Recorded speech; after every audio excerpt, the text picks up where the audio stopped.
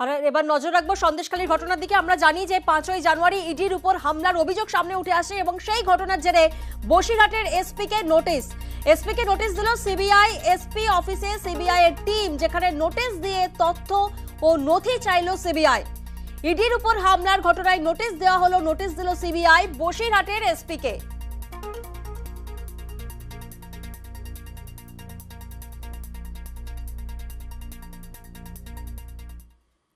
আর এবার আমরা রানীবাঁধের দিকে নজর রাখবো। সেখানে ব্লক স্বাস্থ্য কেন্দ্রে বিপত্তি, আচমকায় ভেঙে পড়লো ফলস সিলিং ভেঙে আহত হয়েছেন একজন ফার্মাসিস্ট। রক্ষণাবেক্ষণ নিয়ে অভিযোগ স্বাস্থ্য কর্মীদের।